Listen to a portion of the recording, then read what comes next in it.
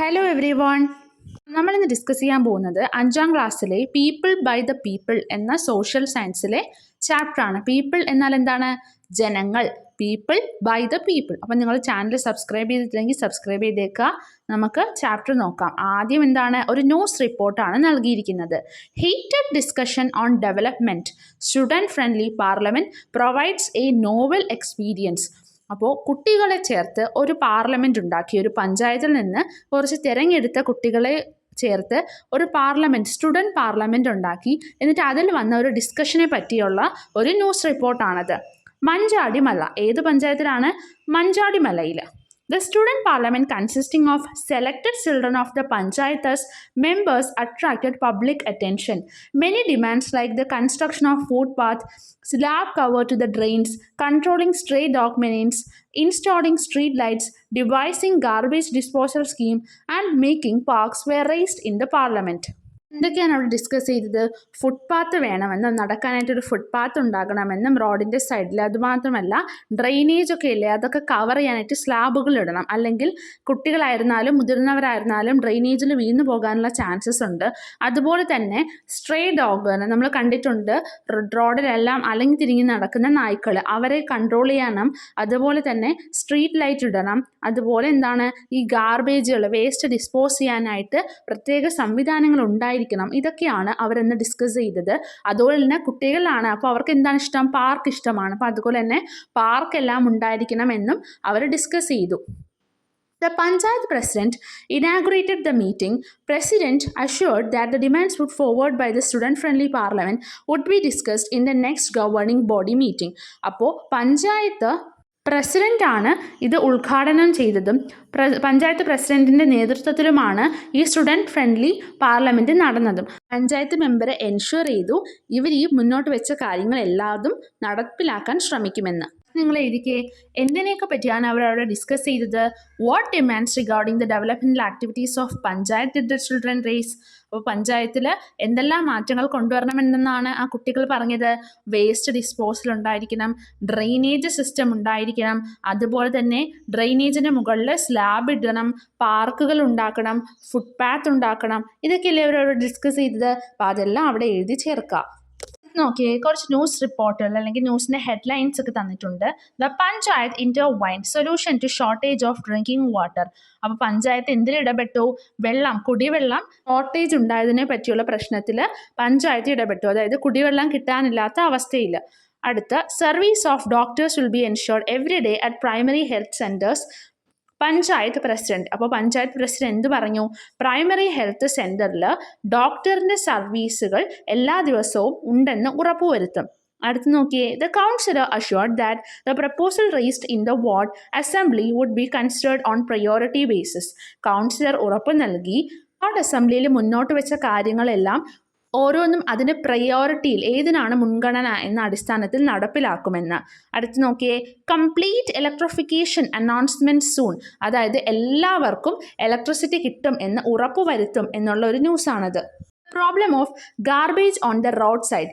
People demand immediate installation of CCTV cameras. അപ്പോൾ ഗാർബേജുകൾ, വേസ്റ്റുകളെല്ലാം റോഡിൽ കൊണ്ട് വലിച്ചെറിയുന്നത് തടയാനായിട്ട് CCTV ക്യാമറകൾ വയ്ക്കണം എന്നുള്ള ഒരു ന്യൂസാണ് അത്. The important discussion that arose and decisions taken in the Grama Sabha or Ward Sabha of an area are given above. Here, people get directly involved in administrative matters through local self-government institutions.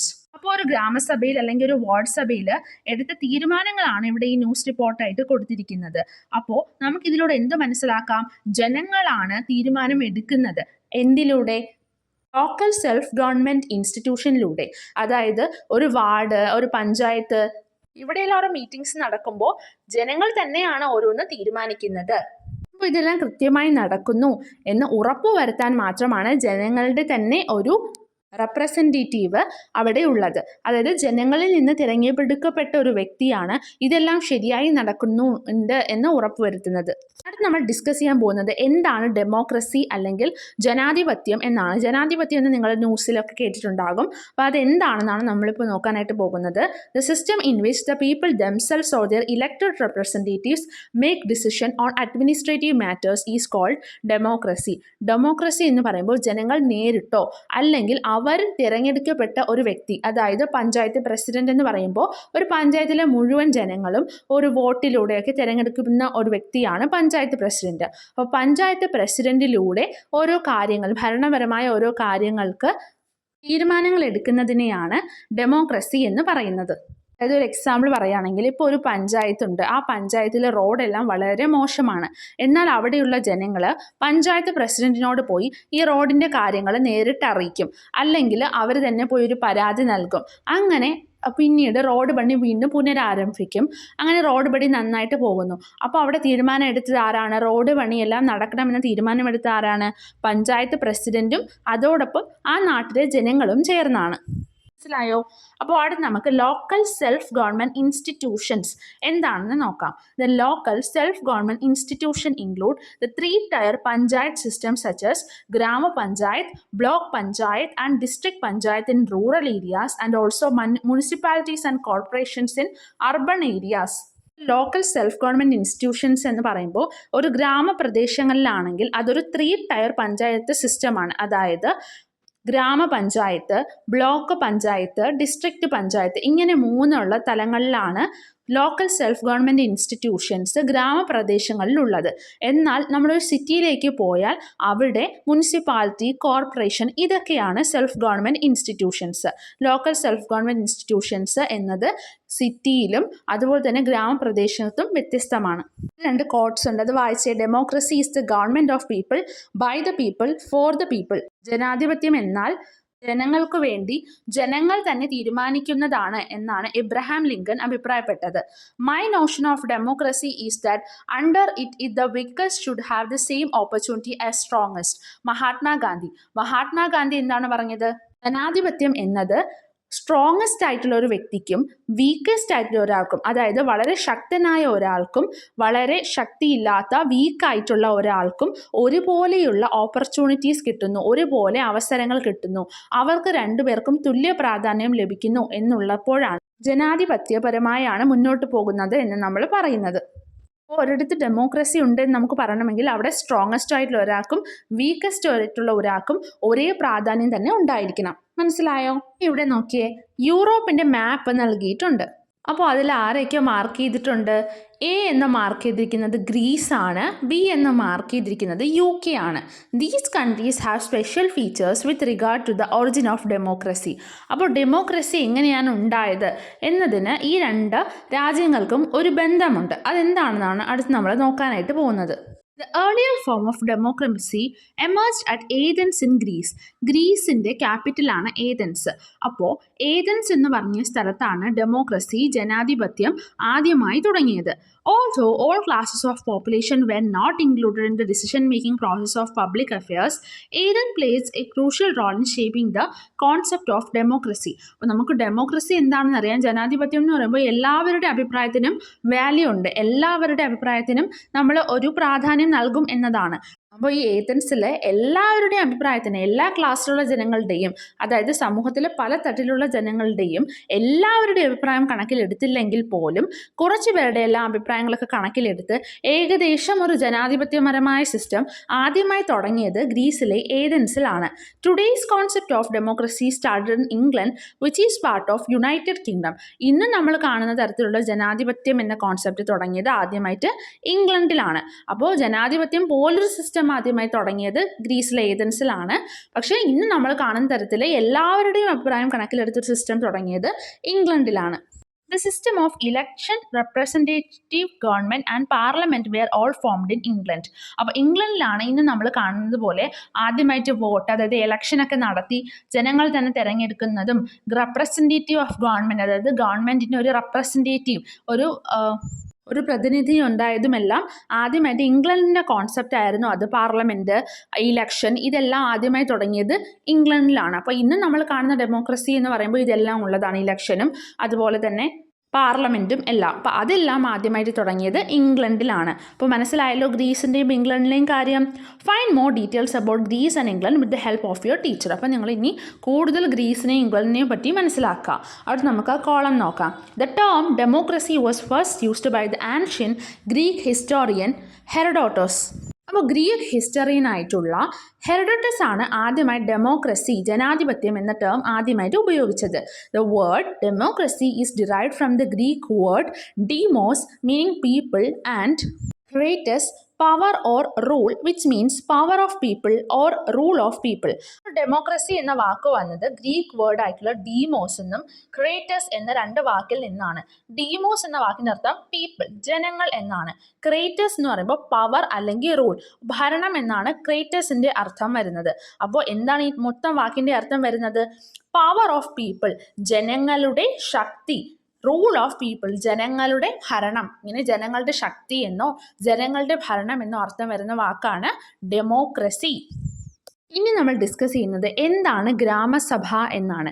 Grama sabha are platforms where all people get a chance to participate and take decision in the administrative and development process of a locality. അപ്പോൾ ഒരു ചെറിയൊരു locality, അതായത് നിങ്ങളുടെ വീട്ടിന് ചുറ്റും പോലെ ഒരു ചെറിയൊരു സ്ഥലം, ഒരു ഗ്രാമപ്രദേശത്തെ ഒരു ചെറിയൊരു സ്ഥലം, അവിടെയാണ് ഒരു മീറ്റിംഗ് കൂടും. അവിടെയുള്ള ജനങ്ങളെല്ലാവരും ചേർന്ന് ഒരു മീറ്റിംഗ് കൂടിയിട്ട് അവിടെ നടപ്പിലാക്കേണ്ട കാര്യങ്ങളെപ്പറ്റി ഡിസ്കസ് ചെയ്യും. അതിനെയാണ് ഗ്രാമസഭ എന്ന് പറയുന്നത്. Gram sabha are platforms where all the people get a chance to participate. എല്ലാ ജനങ്ങൾക്കും, ആ ഗ്രാമസഭയിലുള്ള എല്ലാ ആൾക്കാർക്കും പാർട്ടിസിപ്പേറ്റ് ചെയ്യാനായിട്ട് പറ്റും. അവർക്ക് അവരുടെ തീരുമാനങ്ങൾ മുന്നോട്ട് വയ്ക്കാനും അത് പറയാനുമെല്ലാം സാധിക്കുകയും ചെയ്യും. All the people whose names are included in the electoral roll of each ward of a Grama Panchayat are its members. അപ്പോൾ ഗ്രാമസഭയിലെ മെമ്പേഴ്സ് ആരൊക്കെയാണ്? ഒരു ഗ്രാമപഞ്ചായത്ത് എടുക്കുന്നു. ആ ഗ്രാമപഞ്ചായത്തിലെ ഓരോ വാർഡിലും എല്ലാവർക്കും വോട്ടവകാശം കാണുമല്ലോ. അപ്പോൾ വോട്ടവകാശമുള്ള വ്യക്തികൾക്ക് എല്ലാവർക്കും ഈ ഗ്രാമസഭയിൽ വന്ന് പാർട്ടിസിപ്പേറ്റ് ചെയ്യാനായിട്ട് പറ്റും. ഒരു പഞ്ചായത്തിൻ്റെ കീഴിൽ ഒരുപാട് വാർഡുകൾ കാണും. ആ ഓരോ വാർഡിനുള്ളിലും വോട്ടവകാശമുള്ള എല്ലാവർക്കും ഗ്രാമസഭയിൽ പാർട്ടിസിപ്പേറ്റ് ചെയ്യാനായിട്ട് പറ്റും, ഗ്രാമസഭയിൽ പങ്കെടുക്കാനായിട്ട് പറ്റും. അപ്പോൾ നമ്മുടെ സിറ്റിയിൽ ഗ്രാമസഭ എന്നൊന്നുമല്ല ഇതിനെ പറയുന്നത്. എന്താണ് പറയുന്നത്? In urban areas these are known as ward sabhas. അപ്പോൾ ഇനി അർബൻ ഏരിയ, സിറ്റിയിൽ നമ്മൾ ഗ്രാമസഭ എന്നല്ല പറയുന്നത്, വാർഡ് സഭ എന്നാണ്. അപ്പോൾ നമ്മൾ ഈ ഇവിടെ നോക്കിയ പിക്ചർ നോക്കുമ്പം അവിടെ കുറച്ച് പ്രശ്നങ്ങൾ എല്ലാവരും മുന്നോട്ട് വെക്കുന്നുണ്ട്. എന്തൊക്കെയാണ്? ട്രാഫിക് ലൈറ്റ് ഇൻട്രൊഡ്യൂസ് ചെയ്യണമെന്ന്, അതായത് ചില സ്ഥലങ്ങളിൽ റോഡുകളിൽ ട്രാഫിക് ലൈറ്റിൻ്റെ അത്യാവശ്യമുണ്ട്, അത് കൊണ്ടുവരണം. ഇനി ഡ്രിങ്കിങ് വാട്ടറിൻ്റെ ഇഷ്യൂ സോൾവ് ചെയ്യണം, അതായത് കുടിവെള്ള പ്രശ്നം സോൾവ് ചെയ്യണം. അതുപോലെ തന്നെ വിത്തുകളും വളങ്ങളും എല്ലാം ഫാർമേഴ്സിന് നൽകണമെന്നുമെല്ലാമുള്ള കുറച്ച് കാര്യങ്ങളാണ് ജനങ്ങൾ മുന്നോട്ട് വയ്ക്കുന്നത്. ഗ്രാമസഭയിലെ ഒരു പഞ്ചായത്തിൽ വോട്ടവകാശമുള്ള ഓരോ ജനങ്ങൾക്കും, അതായത് ഓരോ വ്യക്തികൾക്കും വരാൻ 18 വയസ്സ് തികയുമ്പോഴാണ് നമുക്ക് വോട്ടവകാശം ലഭിക്കുന്നത്. അപ്പോൾ 18 വയസ്സ് തികഞ്ഞ വോട്ടവകാശമുള്ള ആർക്ക് വേണമെങ്കിലും ഗ്രാമസഭയിൽ വന്ന് തൻ്റെ അഭിപ്രായങ്ങൾ മുന്നോട്ട് വയ്ക്കാനായിട്ട് പറ്റും. അപ്പോൾ അവിടെ ഓരോ വ്യക്തികളുടെയും അഭിപ്രായങ്ങൾ ഡയറക്റ്റായിട്ട് കേൾക്കുകയാണ് ചെയ്യുന്നത്. അപ്പോൾ അതാണ് ഡയറക്റ്റ് ഡെമോക്രസി.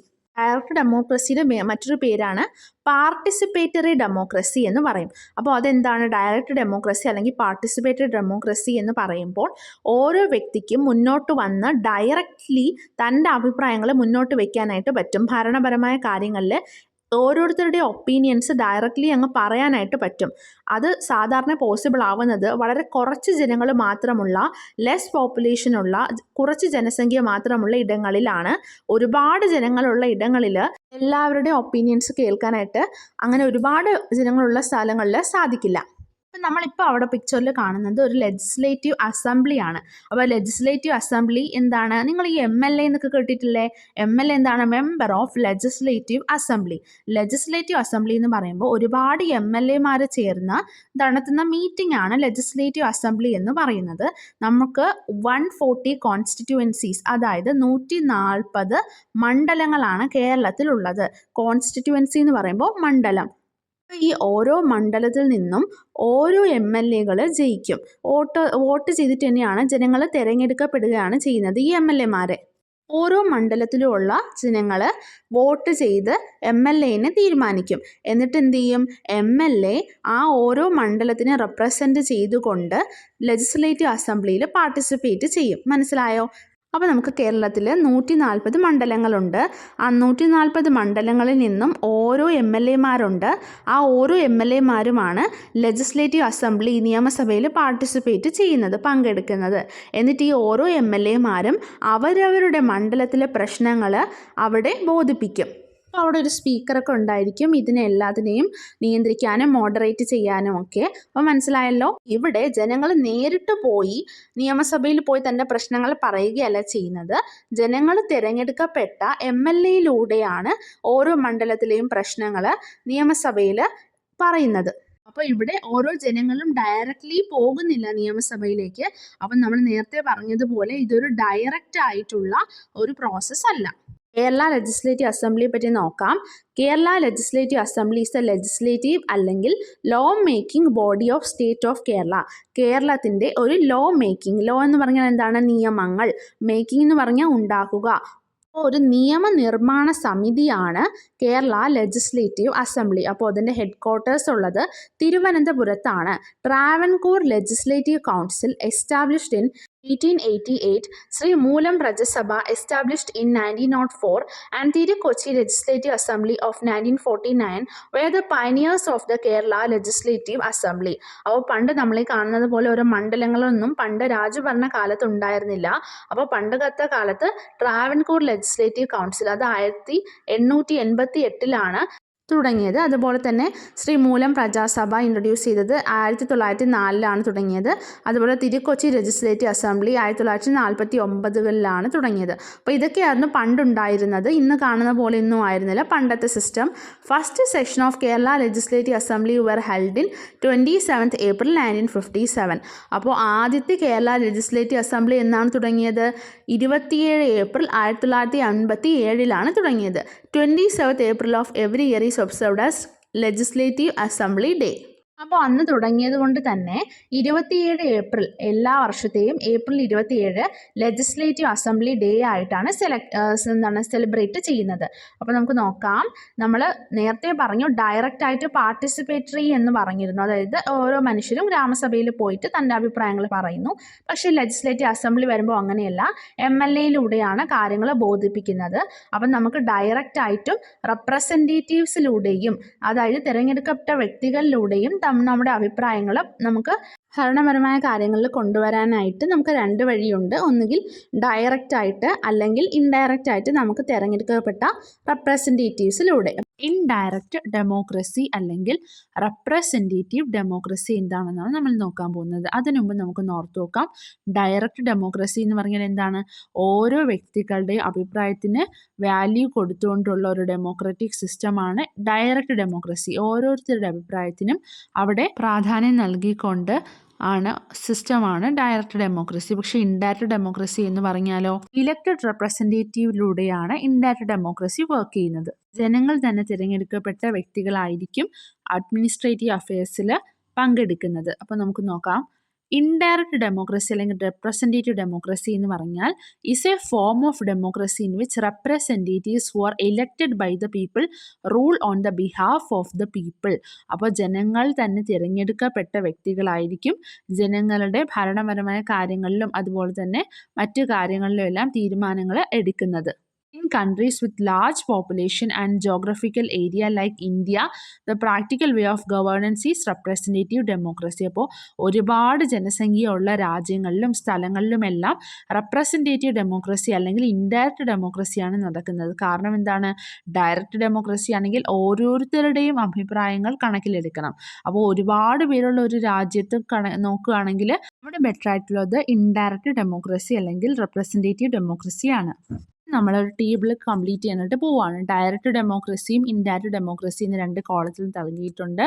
ഡയറക്റ്റ് ഡെമോക്രസി എന്ന് പറയുമ്പോഴോ possible in less populated countries, കുറച്ച് ജനസംഖ്യയുള്ള രാജ്യങ്ങളിലാണ് ഡയറക്റ്റ് ഡെമോക്രസി പോസിബിൾ ആകുന്നത്. എന്നാൽ ഇൻഡയറക്റ്റ് ഡെമോക്രസിയോ exist in countries with huge population, ഒരുപാട് ജനസംഖ്യയുള്ള രാജ്യങ്ങളിലാണ് ഇൻഡയറക്റ്റ് ഡെമോക്രസി നടപ്പിലാകുന്നത്. അടുത്തെന്താ, people participate directly in administrative affairs, ഭരണപരമായ കാര്യങ്ങളിൽ ജനങ്ങൾ നേരിട്ട് പാർട്ടിസിപ്പേറ്റ് ചെയ്യുന്നു ഡയറക്റ്റ് ഡെമോക്രസിയിൽ. എന്നാൽ ഇൻഡയറക്റ്റ് ഡെമോക്രസിയിലോ ജനങ്ങൾ നേരിട്ട് അഡ്മിനിസ്ട്രേറ്റീവ് കാര്യങ്ങളിൽ പങ്കെടുക്കുന്നില്ല, പകരം ഇലക്റ്റഡ് റെപ്രസെൻറ്റേറ്റീവിലൂടെയാണ് പങ്കെടുക്കുന്നത്. People do not participate directly in administrative affairs. ഇനി ഇവിടെ നോക്കിയേ, let's find out more countries. ഇപ്പോൾ കുറച്ച് രാജ്യങ്ങളെ പറ്റിയൊക്കെ ഉള്ള ഒരു ന്യൂസ് റിപ്പോർട്ട് തന്നിട്ടുണ്ട്. India is the largest democratic country in the world. ഇന്ത്യയാണ് ഏറ്റവും വലിയ ജനാധിപത്യപരമായ രാജ്യം ഇന്ത്യയാണ് എന്ന് പറയുന്നൊരു റിപ്പോർട്ടാണ് ഫസ്റ്റ്. അടുത്ത് സൗദി അറേബ്യയിലേക്ക് പുതിയൊരു രാജാവ് വന്നു, അതായത് സൗദി അറേബ്യ രാജഭരണമുള്ള ഒരു രാജ്യമാണ്. അപ്പോൾ അവിടെ ഒരു പുതിയ രാജാവ് വന്നു എന്നുള്ളതാണ്, അതായത് തലമുറകൾ കൈമാറിയാണ് അവിടെ വരുന്നത്. അപ്പോൾ അവിടെ പുതിയൊരു രാജാവ് വന്നു. അടുത്തെന്താണ്, democratic rule comes to end in Afghanistan. അഫ്ഗാനിസ്ഥാനിൽ ജനാധിപത്യപരമായ ഭരണം അവസാനിപ്പിക്കുകയാണ് എന്നുള്ളതാണ് ന്യൂസ് റിപ്പോർട്ടിലുള്ളത്. അടുത്ത് നോക്കിയേ, participatory democracy still prevails in Switzerland. സ്വിറ്റ്സർലാൻഡിൽ പാർട്ടിസിപ്പേറ്ററി ഡെമോക്രസിയാണ്. പാർട്ടിസിപ്പേറ്ററി ഡെമോക്രസി എന്ന് പറയുമ്പോൾ ഓരോരുത്തർക്കും അഭിപ്രായമുള്ള ഡെമോക്രസിയാണ് പാർട്ടിസിപ്പേറ്ററി ഡെമോക്രസി. അപ്പോൾ അതിപ്പോഴും നിലനിൽക്കുന്നു സ്വിറ്റ്സർലാൻഡിൽ. നോക്കിയേ, look at the headlines given above. From these, find out the countries that have a democratic system of government. അപ്പോൾ നിങ്ങൾ ഈ ഹെഡ്ലൈൻ നോക്കിയിട്ട് ഡെമോക്രാറ്റിക് സിസ്റ്റം ഉള്ള രാജ്യങ്ങൾ ഏതൊക്കെയാണ്? ഇന്ത്യയും സ്വിറ്റ്സർലാൻഡും. ഇതുപോലുള്ള മറ്റ് രാജ്യങ്ങളെ കൂടി ഇവിടെ ആഡ് ചെയ്ത് കൊടുക്കുക. ഡെമോക്രസി എന്താണ്? ജനാധിപത്യം. ക്യാരക്ടറിസ്റ്റിക്സ്, പ്രത്യേകതകൾ. അപ്പോൾ ജനാധിപത്യത്തിൻ്റെ പ്രത്യേകതകൾ എന്തൊക്കെയാണ്? Supreme power belongs to people. അങ്ങേയറ്റം പവർ ആർക്ക് തന്നെയാണ്? ജനങ്ങൾക്ക് തന്നെയാണ്. Free and fair elections. അപ്പോൾ ഇലക്ഷൻസിലൂടെ, തിരഞ്ഞെടുപ്പുകളിലൂടെയാണ് ഇവിടെ ഭരണം മുന്നോട്ട് പോകുന്നത്. And opposition helping and improving the government through constructive criticism. ഇവിടെ ഭരിക്കുന്നവർ മാത്രമല്ല, ഒപ്പോസിഷൻ പാർട്ടിയും ഉണ്ട്. അപ്പോൾ ഇവിടെ പാർട്ടി എന്താണെന്നൊക്കെ നിങ്ങൾക്ക് അറിയാം. അപ്പോൾ നമ്മൾ ഇടത് വലത് എന്നെല്ലാം പാർട്ടികളെ പറ്റിയൊക്കെ പറഞ്ഞ് കേട്ടിട്ടുണ്ട് അല്ലേ? ഇവിടെ ഒരു പാർട്ടി ജയിച്ച് ഇവിടെ ഭരണം ഏറ്റെടുക്കുമ്പോൾ മറ്റൊരു പാർട്ടി ആയിരിക്കും ജയിക്കാതെ നിൽക്കുക. അപ്പോൾ അവർ ഈ ഭരിക്കുന്ന പാർട്ടിയുടെ ഒപ്പോസിഷൻ ആയിരിക്കും, ഒപ്പോസിറ്റ് ആയിട്ടുള്ള ഒരു പാർട്ടി ആയിരിക്കും. അപ്പോൾ അവർ ഭരണത്തിൽ വരുന്ന തെറ്റുകളെല്ലാം ചൂണ്ടിക്കാണിക്കും. The rule of law ensures equality before law. അപ്പോൾ ലോ കൂടി നമ്മുടെ നാട്ടിലുണ്ട്. അതായത് ഭരണം മാത്രമല്ല, അവിടെ നിയമങ്ങളും ഉള്ളത് കൊണ്ട് തന്നെ ഇക്വാലിറ്റി പരമായാണ്, അതായത് തുല്യതയോടെയാണ് കാര്യങ്ങൾ മുന്നോട്ട് പോകുന്നത് എന്ന് ഉറപ്പുവരുത്തുന്നു. എന്താ? Independent media that help to connect the people and the government. അപ്പോൾ ജനങ്ങളെയും ഗവൺമെൻറ്റിനെയും തമ്മിൽ കണക്ട് ചെയ്യാനായിട്ട് നമ്മുടെ നാട്ടിൽ മാധ്യമങ്ങളുണ്ട്. ജനങ്ങൾ എന്താവശ്യം പറഞ്ഞാലും അതിനെയൊക്കെ മുന്നോട്ട് കൊണ്ടുവരാനായിട്ട് നമുക്ക് മാധ്യമ പ്രവർത്തകരുമുണ്ട്. And independent and impartial judiciary. അപ്പോൾ നമുക്ക് ഒരു നീതിന്യായ വ്യവസ്ഥയും ഉണ്ട്. ഇതാണ് ഇൻഡിപെൻഡൻ്റ് ആൻഡ് ഇംപാർഷ്യൽ ജുഡീഷ്യറി എന്ന് പറയുന്നത്. അപ്പോൾ അടുത്ത് നമുക്ക് നോക്കാം. Look at the images given which are related to election. അപ്പോൾ ഇലക്ഷനുമായി ബന്ധപ്പെട്ട കുറച്ച് പിക്ചേഴ്സ് അവിടെ നൽകിയിട്ടുണ്ട്. നമ്മൾ ആ പിക്ചേഴ്സ് നോക്കുമ്പോൾ ഇലക്ഷനുമായി ബന്ധപ്പെട്ട, തിരഞ്ഞെടുപ്പുമായി ബന്ധപ്പെട്ട കുറച്ച് പിക്ചേഴ്സാണ് അവിടെ ഉള്ളത്. നമ്മൾ എങ്ങനെയാണ് വോട്ട് രേഖപ്പെടുത്തുന്നത്, നമ്മൾ വോട്ട് എങ്ങനെയാണ് എണ്ണുന്നത്, എങ്ങനെയാണ് നമ്മൾ വോട്ടിട്ടു എന്ന് മനസ്സിലാക്കുന്നത്. നമ്മുടെ മുതിർന്നവരൊക്കെ വോട്ടിട്ടിട്ട് വരുമ്പോൾ അവരുടെ കയ്യിലൊക്കെ ഒരു വരയുണ്ടാകും. അപ്പോൾ അവർ വോട്ട് രേഖപ്പെടുത്തി എന്ന് തെളിയിക്കുന്ന ഒരു വരയാണത്. നോക്കിയേ, എന്താണ് universal adult franchise? Universal adult franchise is the right to vote in elections for everyone who has reached a certain age without any discrimination. Until 1989, the minimum age of the voter in India was 21 years. Now it is 18 years. Universal adult franchise എന്ന് പറഞ്ഞാൽ എന്താണ്? ഒരു പ്രത്യേക വയസ്സായ എല്ലാവർക്കും, അതായത് ഒരു വയസ്സിന് മുകളിലുള്ള എല്ലാവർക്കും തന്നെ വോട്ട് ഇടാനുള്ള, വോട്ട് രേഖപ്പെടുത്താനുള്ള അവകാശം, അതിനെയാണ് യൂണിവേഴ്സൽ അഡൾട്ട് ഫ്രാഞ്ചൈസ് എന്ന് പറഞ്ഞിരുന്നത്. അപ്പോൾ 1989 വരെ 21 വയസ്സായാൽ മാത്രമേ വോട്ട് രേഖപ്പെടുത്താൻ കഴിയുമായിരുന്നുള്ളൂ. എന്നാൽ പിന്നീട് അത് 18 വയസ്സാക്കി മാറ്റി. അപ്പോൾ ഇപ്പോൾ 18 വയസ്സ് തികഞ്ഞ എല്ലാവർക്കും വോട്ട് രേഖപ്പെടുത്താവുന്നതാണ്. നമ്മൾ അടുത്ത് നമുക്ക് വോട്ടിനെ പറ്റിയുള്ള കുറച്ച് കാര്യങ്ങൾ ഇവിടെ നൽകിയിട്ടുണ്ട്. അതായത് ഒരു സ്കൂളിൽ വോട്ട് നടക്കുകയാണ്, ഒരു ഇലക്ഷൻ നടക്കുകയാണ്. അപ്പോൾ അതുമായി ബന്ധപ്പെട്ട കുറച്ച് കാര്യങ്ങളാണ്. തിരഞ്ഞെടുപ്പ് നടത്തുകയാണ്. Last date for submission of nomination. Nomination എന്ന് പറഞ്ഞാൽ എന്താണ്? ആരൊക്കെയാണ് ഈ സ്ഥാനത്തേക്ക് മത്സരിക്കുന്നത്? ഓരോ സ്ഥാനങ്ങളിലേക്ക് ഓരോ ആൾക്കാർ മത്സരിക്കുന്നുണ്ടാകും. അപ്പോൾ അവർ നോമിനേഷൻ നൽകണം. ഞാൻ മത്സരിക്കുന്നു എന്ന് രേഖപ്പെടുത്തിയ ഒരു ഡോക്യുമെൻ്റ് നൽകണം. അതിനെയാണ് നോമിനേഷൻ എന്ന് പറയുന്നത്. അപ്പോൾ അതിൻ്റെ ലാസ്റ്റ് ഡേറ്റും സമയവും അവിടെ നൽകിയിട്ടുണ്ട്.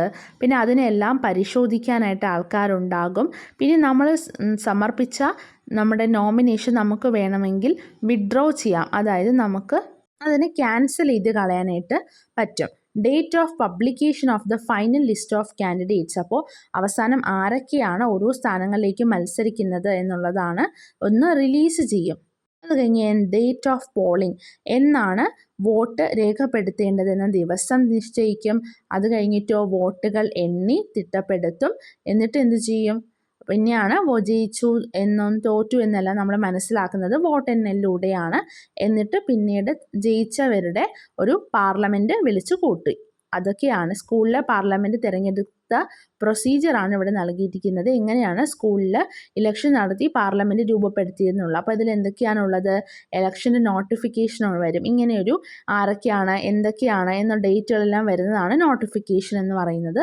അതുപോലെ തന്നെ നോമിനേഷൻ, ഇതൊക്കെയാണ് നമ്മളിപ്പോൾ ഈ നോട്ടീസ് നമുക്ക് കണ്ടപ്പോൾ നമുക്ക് മനസ്സിലായ കാര്യങ്ങൾ.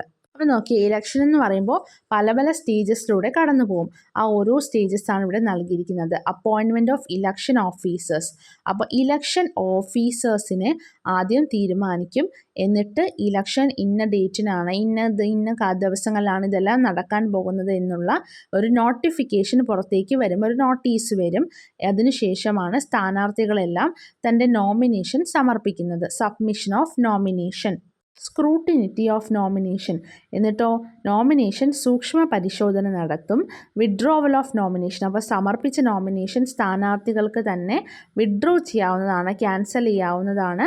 ഇലക്ഷൻ ക്യാമ്പയിൻ നടക്കും. അതായത് നമ്മളെല്ലാം വോട്ട് പ്രചരണത്തിനായിട്ട് ജനങ്ങളെല്ലാം, അതായത് വോട്ട് വേണ്ടവരെല്ലാവരും ഇറങ്ങുന്നത് നിങ്ങൾ കണ്ടിട്ടില്ലേ? സ്ഥാനാർത്ഥികളെല്ലാം വീടുകളിലൊക്കെ വന്ന് എനിക്ക് വോട്ട് തരണമെന്നെല്ലാം പറയാറുണ്ട്.